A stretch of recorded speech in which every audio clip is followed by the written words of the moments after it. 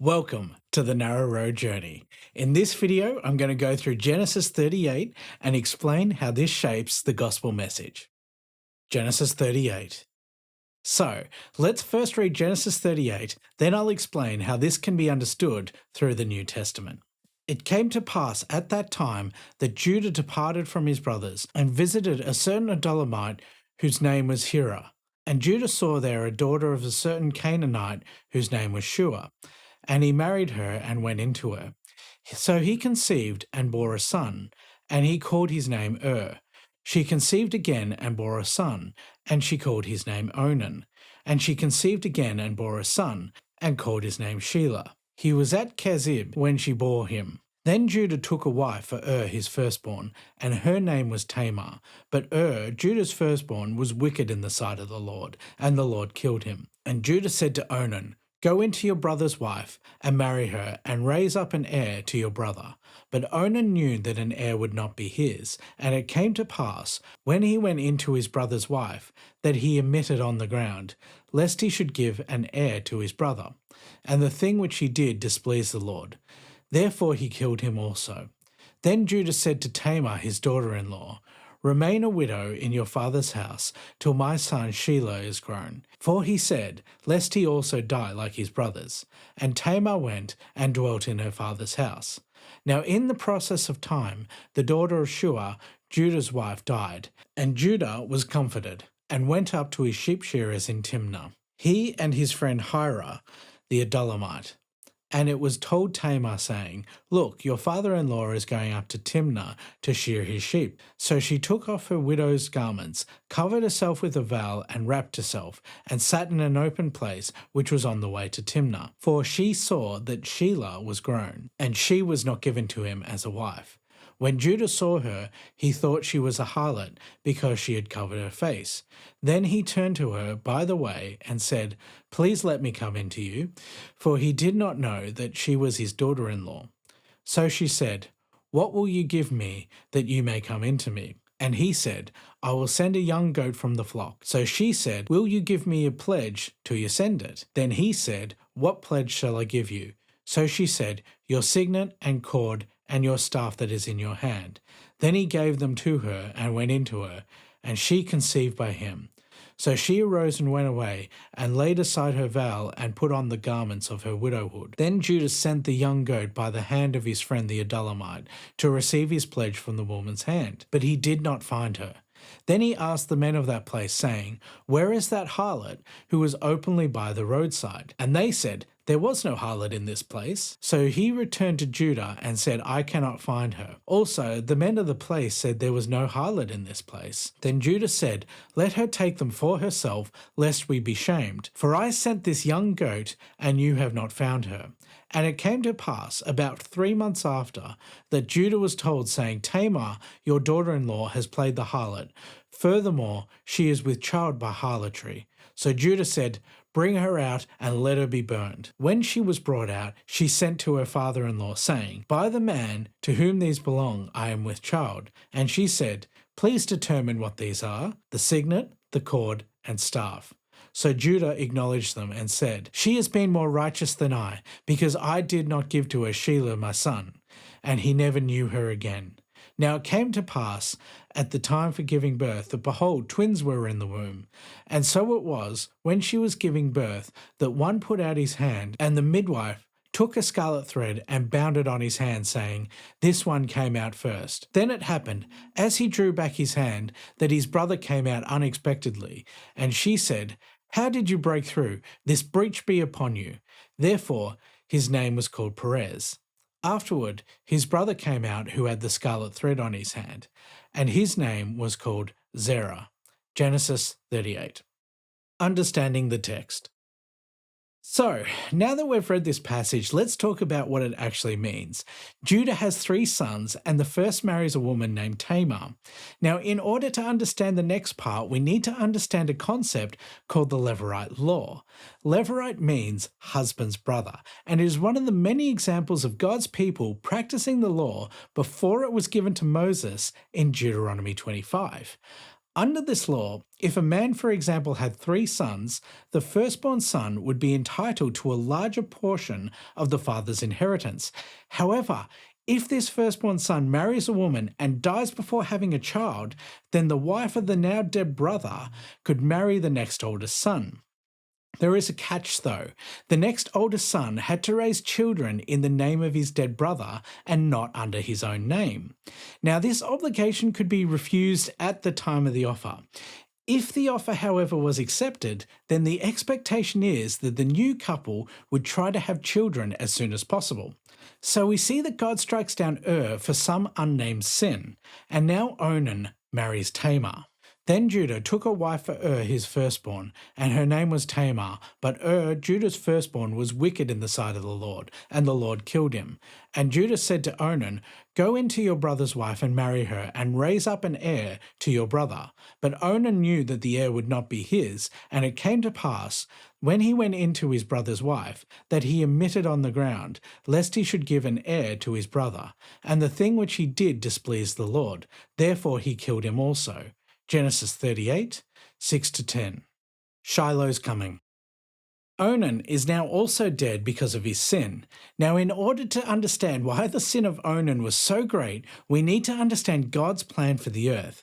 The following is Jacob's blessing that he gives to each of his sons, but by far the greatest blessing is given to Judah. Judah, you are he whom your brothers shall praise. Your hand shall be on the neck of your enemies. Your father's children shall bow down before you. Judah is a lion's whelp. From the prey, my son, you have gone up. He bows down, he lies down as a lion. As a lion, who shall rouse him? The scepter shall not depart from Judah, nor a lawgiver from between his feet, until Shiloh comes. And to him shall be the obedience of the people, binding his donkey to the vine, and his donkey's colt to the choice vine. He washed his garments in wine, and his clothes in the blood of grapes. His eyes are darker than wine, and his teeth whiter than milk. Genesis 49, 8-12. I'm not going to explain the whole prophecy at this time, but if we look at the first half of the prophecy, it states that Judah will be a stronghold of Israel until Shiloh comes.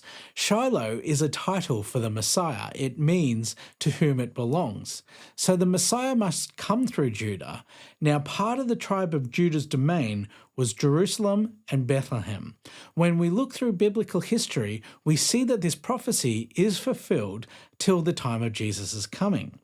Judah becomes a military behemoth with the exception of their constant rebellion. The tribe of Benjamin also clings closely to Judah for the most part, and the first king of Israel comes from this tribe.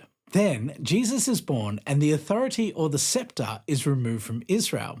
Now this sounds exactly like the pledge that Judah gave to Tamar. This prophecy was fulfilled in 7 AD by the procurator of Judea called Coponius, meaning that the civil power that the Jews had to carry out capital punishment now had to go through Roman authority. This is why the Jews had to ask the Romans to crucify Jesus, because the civil authorities of Israel, which were Levites, known as the Sanhedrin, no longer had the capability to administer capital punishment. This prophecy also mentions binding his donkey to the vine and his donkey's colt to the choice vine. I'm going to talk about this in a separate video when discussing the triumphal entry, but it is important to know that when Jesus says in John 15, "I am the vine and you are the branches," this is a messianic title that refers to Genesis 49 and other places in the Old Testament. Onan's sin. So, when God strikes down Onan, we now know the seriousness of the matter. Jesus the Messiah must be born through the line of Judah. Onan sins when he refuses to impregnate Tamar after promising to give her children in his brother's name. I do not believe that the sin of Onan is having sex for pleasure. Onan may not know it, but by breaking his obligation, he is refusing the Messiah to be born for humanity, and God is having none of that. He is also disobeying a much older commandment: be fruitful and multiply. Judah and Tamar. Now, Judah's wife passes away, and he seeks comfort in what he thinks is a prostitute on the road to Timnah. Tamar, under instruction from Judah, has remained in his house, but Tamar has not been remarried, although she was promised to Shiloh. So she is hard done by. Tamar deceives Judah and sleeps with him, commits sin with him for a price. That price is a sacrificial animal, a young goat. However, Judah is away from home and does not have this sacrificial animal with him. So she asks for a pledge: your signet, a cord, and your staff that is in your hand. These items represent authority. Judah's authority. So now we see that children are born from this incident, and the price of sin is a sacrificial animal, and the pledge is the authority of Judah. This foreshadows Jesus, who is the Lamb of God, who takes away the sin of the world, and he is the King whom we give our authority to. The price of sin and the answer to sin is set up in the Old Testament. Also note that it is never mentioned that Judah ever paid the price for his sin. What's interesting here is that the sacrificial animal is not a lamb but a goat. If we look at other prophecies in the Old Testament of sacrifice, we see a similar thing. The price for Isaac's sacrifice was paid for with a ram. The Passover was paid for with a lamb or a goat.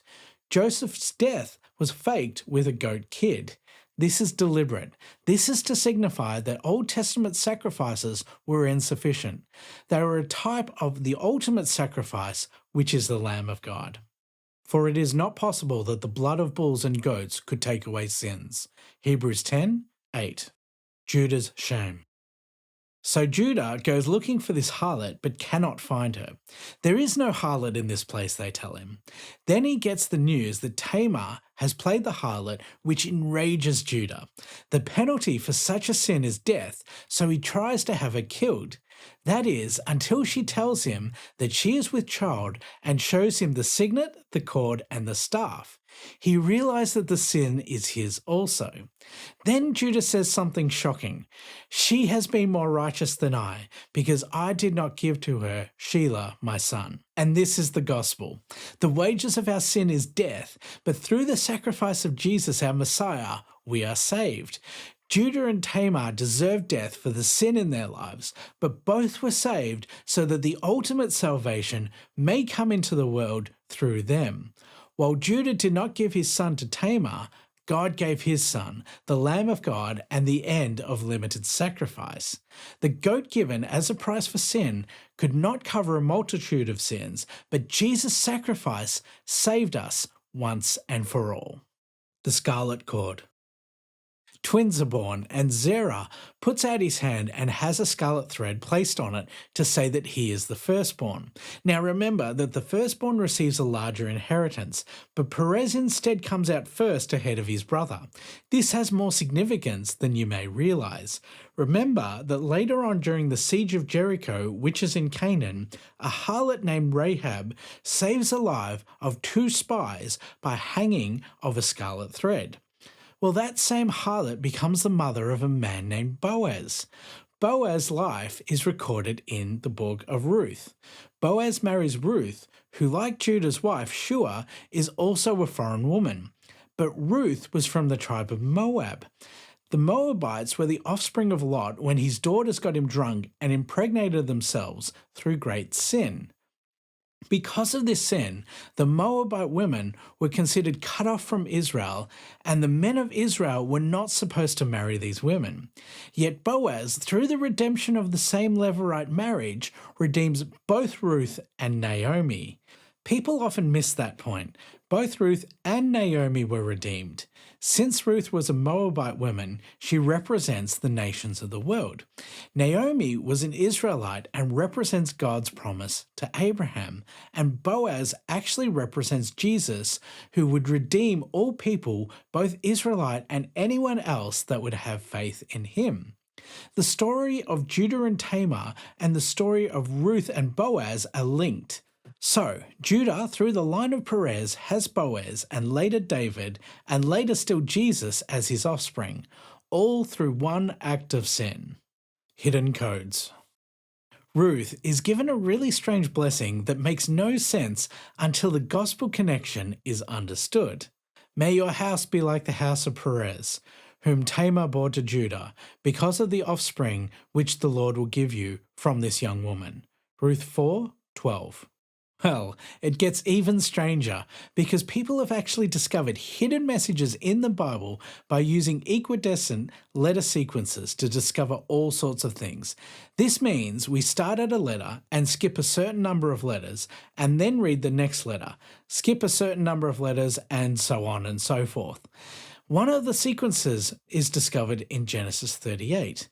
By using a letter sequence of 49 in Genesis 38, we can see in order the names of Boaz, Ruth, Obed, Jesse, and David, but they are all spelled backwards. In fact, the last two verses of the book of Ruth says, Boaz begot Obed, Obed begot Jesse, and Jesse begot David. Now, what are the odds of this happening in a chapter which specifically deals with the lineage of Judah?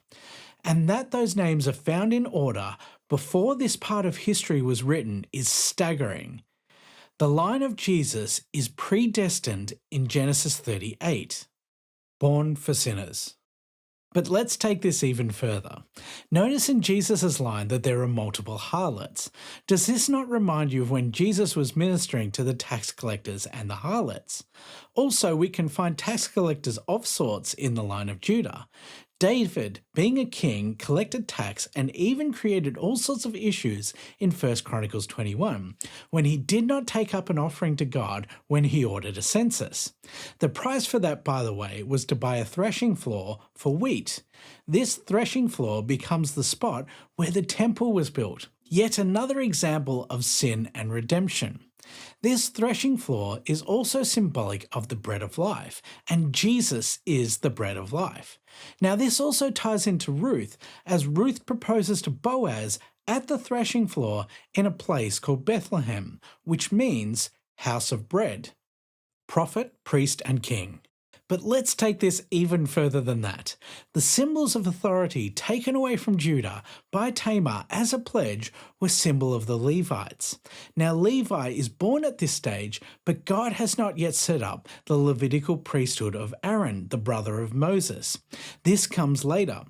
The lineage of Judah is to be kings as first seen by David. The Messiah had to be prophet, priest, and king, but this task was made impossible as Israel only had Levitical priests after Aaron, and priests could not become kings, and kings could not become priests. The only way to be a priest was to be a Levite or to be blessed by God by exception. Hopefully now this becomes clear. Genesis 38 is the setup for Jesus to become king and priest. Not just any priest, but the high priest. And so through Genesis 38 and Exodus, God makes it impossible for anyone other than Jesus to be the Messiah. Now in Genesis 14, there is another man that is prophet, priest, and king. His name is Melchizedek, and he was the king of Salem. Salem is what is known today as Jerusalem, and Melchizedek gives Abraham an offering of bread and wine. These are properties of the Passover, which has not even happened yet. Melchizedek is a prophecy of the coming of Christ.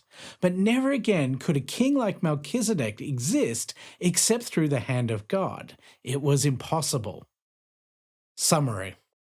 The Messiah had to come through Judah because of Jacob's prophecy in Genesis 49. Onan's sin is a stumbling block in God's redemption plan, so he is cut off. Let's remind ourselves to be in God's plan and not to be in the way of God's plan. The price for Judah's sin covers one indiscretion. Jesus' sacrifice redeems all sins. Judah's pledge symbolizes our only hope for redemption is by the King. We pledge our faith to him, but he pays the price. We cannot be saved by our own authority. God's plan is laid out in Genesis, but can only be understood through the revelation of Jesus. Melchizedek shows us God's plan for Jesus to come to Jerusalem. He was prophet, priest, and king, but God makes it impossible for anyone other than the Messiah to earn this title. Jesus is born through the line of sinners so that sin could be defeated. Judah's descendants, Boaz and David, both own threshing floors. David's becomes the temple of God, or house of God, and Boaz's is located in Bethlehem, which means house of bread. This points to our need for Jesus, the bread of life that feeds our spirit. We need Christ in our temple, our body. Though we are sinners and crooks, Jesus' plan for redemption is already in motion. Thank God for the good news of the gospel. Though Judah broke his promise to Tamar to be the wife of his son, Jesus will never break his promises to anyone that is in him. Better to be the bride of Christ than the mistress of Judah. God took authority away from the Sanhedrin in 7 AD so that through his authority we may be redeemed. So, I pray this video helps explain how the gospel was laid out in Genesis. This is just the tip of the spear, but this should help prove that we can find Jesus throughout the Old Testament. I hope this video helped you to see the fingerprints of God and the gospel in the Old Testament. Goodbye for now, and may God bless you.